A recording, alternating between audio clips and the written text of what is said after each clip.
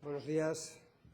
Afrontar los incumplimientos del Gobierno suele ser para un determinado portavoz un trámite un tanto molesto que se le recuerda al Gobierno lo que no cumple, y nos recuerda sistemáticamente que, como se repiten los argumentos, se hace un poco pesado y que además esto evitaría entrar a las cuestiones de fondo y tener otros debates más interesantes. Y esto nos lo repite sesión tras sesión, sin entrar realmente a la cuestión de fondo de los temas que se tratan y lo que realmente está en juego. Hoy no les voy a hablar, por supuesto, de la relación entre el Gobierno y el Parlamento. Seguro que otro portavoz nos vuelve a repetir lo que opina al respecto. Lo que les propongo es escapar de ese clima que anestesia el debate, de ese clima que nos impide ir a cuestiones con un poquito más de relevancia, y les propongo incumplir con la repetición de este trámite en concreto. ¿Qué es lo que se nos repite una y otra vez cuando hablamos de los presupuestos? Pues que es simplemente una cuestión de gastos y de ingresos. Y esto es lo que piensa cualquier empresa contable, cualquier gestora.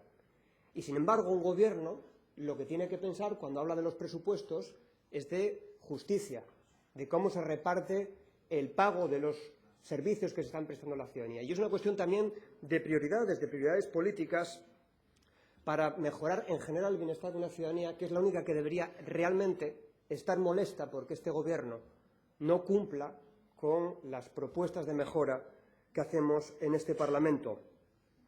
Algún portavoz, cuando le preguntaban en un programa de televisión al respecto de la pérdida de confianza de la ciudadanía en las instituciones, respondía que la ciudadanía había perdido la confianza en las instituciones y que se encontraba paralizada ante la crisis porque no se había dado cuenta de lo mucho que se había avanzado incluso desde la antigua Grecia, ¿no? Este portavoz mostraba cierto escándalo y recordaba cómo en la antigua Grecia se sorteaban los puestos. Y claro, ¿cuánto ha mejorado la Administración, cuánto ha mejorado el Estado, que ahora ya no son por sorteo como llegan los representantes institucionales y, por supuesto, los integrantes de la Administración? Pero hay que recordar que se sorteaba por una buena razón, al menos así lo pensaban. Se sorteaba la mayor parte de los cargos, no todos, porque esta era la manera de evitar que se pudiese comprobar de ninguna manera la popularidad, que no se pudiese comprar los cargos. Sabían que esto tenía un problema. Podía ser que las personas escogidas no tuviesen las competencias necesarias, pero tenían un mecanismo para tratar de paliarlo, que era hacer a la gente trabajar en grupo. Porque les preocupaba más que se construyesen redes y corruptelas y se comprasen los votos, que en un momento determinado fuesen más o menos ineficaces las personas escogidas, porque al final consideraban que con un sistema en el cual se pudiese comprar los cargos se llegaría, incluso con las personas más competentes, al sistema más ineficaz. Así era por lo menos como lo veían, y asumían que la gente pues no podía pasarse la vida ejerciendo cargos públicos, sino que solamente lo podían hacer una vez, salvo los generales. Este sistema, insisto, buscaba la implicación y no la profesionalización. Y cuando uno ve los escándalos de corrupción, cuando hoy ve las portadas en torno a Rita Barberá o en torno a Griñán, cuando ve lo que les cuesta a algunos dejar su cargo, a los Caunedo o a los Chávez, es lógico que la ciudadanía en algún momento se pregunte, viendo lo que hicieron y viendo dónde están, quizás nos hubiese ido mejor sorteando sus puestos. En la antigua Grecia al menos se juzgaba los resultados políticos de la acción emprendida. Ahora se juzgan los resultados, pero en otro tipo de juzgados, como estuvimos viendo durante la pasada legislatura en torno a los barracones, al caso Marea y al señor Riopedre. Desgraciadamente ya no se juzga en los espacios que corresponde, sino hay que trasladar ese debate a otro ámbito para que se haga justicia. Pero no solamente son importantes los nombres, son también importantes las prácticas. El problema de Rita Barberá, de Caunedo, de Riopedre, es el deterioro que supone para los servicios públicos prestados. Ese es el verdadero problema.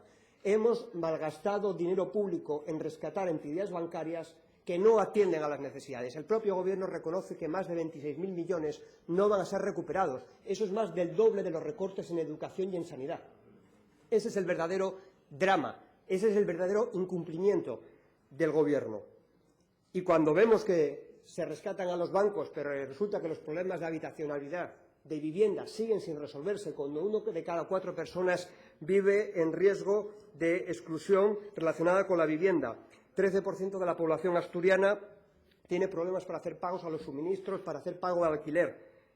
cuando vemos que las cifras de ejecuciones aumentan porque se ejecutan desahucios de personas con alquileres de pisos que tienen en sus manos los mismos bancos que hemos rescatado. Y eso demuestra el fracaso de la política de vivienda, una política de vivienda que tratábamos de enmendar desde este Parlamento con una proposición no de ley el pasado mes de octubre, donde se instaba a una mayor capacidad de negociación con esas entidades bancarias y a que se agilizasen los plazos para la adjudicación de viviendas en casos de emergencia y de extrema necesidad. Y estos son problemas que son problemas políticos, no técnicos. Como son políticas, las soluciones. Porque claro que las personas cuentan. Y por eso nos encontramos con que 77 expolíticos que ahora ejercen en los consejos de administración de las empresas cobran 31 millones de euros. Quizás si fuese otro el balance no estaríamos en esta situación. Y por eso, para evitar las redes clientelares, alguien pensó que había mecanismos más eficaces que evitar los sorteos. Y se pensó en un Estado moderno capaz de construir escuelas donde hasta en ese momento solamente había barracones. En eso se constituye el Estado moderno, la capacidad de satisfacer de manera eficiente las necesidades de la ciudadanía. Y lo que supone tener un gobierno sin el apoyo del Parlamento y sin su orientación política es tener una gestora, y cuando tienes un gobierno que no se apoya en una administración eficiente, tienes una banda de amigos. Cuando se juntan las dos cosas, lo que tienes es una gestora de amigos. Señoría, vaya concluyendo. La Administración asturiana tiene 281 puestos de libre designación, a pesar de la sentencia de 2010 que instaba a que se solucionase ese problema. Han pasado 6 años y no se ha afrontado.